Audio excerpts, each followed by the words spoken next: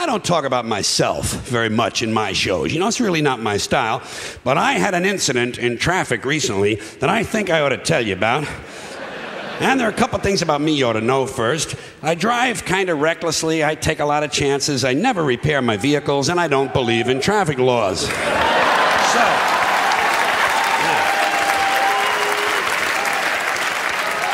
So I tend to have quite a high number of traffic accidents.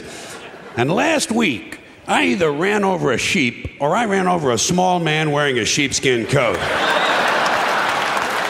And I don't know because I didn't stop. I do not stop when I have a traffic accident. Do you? Huh? Do you? No, you can't. Hey, who has time? Not me. I hit somebody, I run somebody over. I keep moving.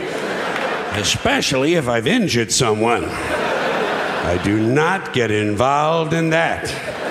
I'm not a doctor. I've had no medical training. I'm just another guy out driving around looking for a little fun, and I can't be stopping for everything. Well, let's just look at it logically. Let's be logical about it. If you do stop at the scene of the accident, all you do is add to the confusion.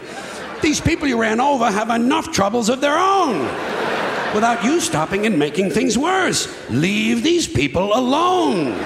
They've just been in a major traffic accident. The last thing they need is for you to stop and get out of your car and go over to the fire, because by now it is a fire, and start bothering them with a lot of stupid questions. Are you hurt? Well, of course they're hurt. Look at all the blood. You just ran over them with 1.5 tons of steel. Of course they're hurt. Leave these people alone. Haven't you done enough? For once in your life, do the decent thing. Don't get involved. Well, in the first place, it's none of your business.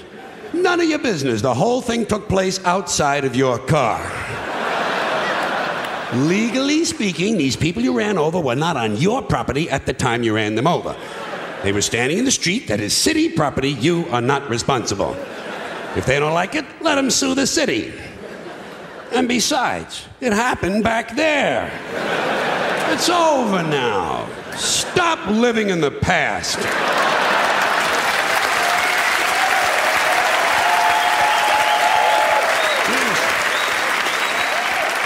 Do yourself a favor, count your blessings, be glad it wasn't you. And I'll give you a practical reason not to stop. You need a practical reason? If you do stop, sooner or later the police are going to show up. Is that what you want? Huh? Waste even more of your time standing around filling out forms, answering a lot of foolish questions, lying to the authorities? And by the way, who are you to be taking up the valuable time of the police department? These men and women are professionals. They're supposed to be out fighting crime. Stop interfering with police. And besides, didn't anyone else see this accident? Huh? Are you the only one who can provide information?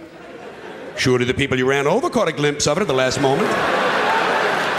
So let them tell the police what happened. They were a lot closer to it than you were. There's no sense having two conflicting stories floating around about the same dumbass traffic accident. Things are bad enough. People are dead. Families have been destroyed. Time to get moving. Now, on the other hand, if I should be out driving around looking for a little fun and I see an accident, one that I'm not involved in, I stop immediately. Well, I want to get a good look at what's going on. I enjoy that sort of thing. Someone else is injured, I want to take a look. I am Curious George. You know? It's true.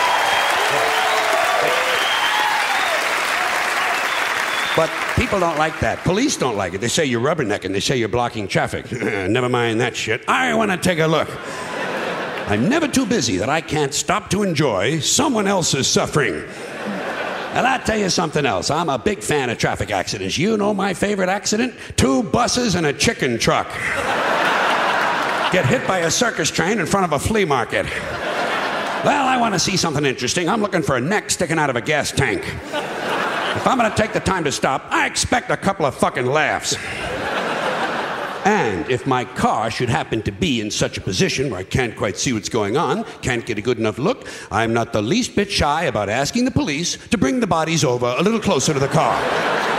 Pardon me, officer, would you fellows mind dragging that twisted-looking chap over here a little closer to the car, please? My wife has never seen anyone shaped quite like that. Look at that, sugar lips. That's his rib cage sticking out of the glove compartment. Thank you, officer. That will be all now. You can throw him back on the pile. We'll be moving along, and off I go out onto the highway, looking for a little fun. Perhaps a tanker truck filled with human waste will explode in front of the Pokemon factory.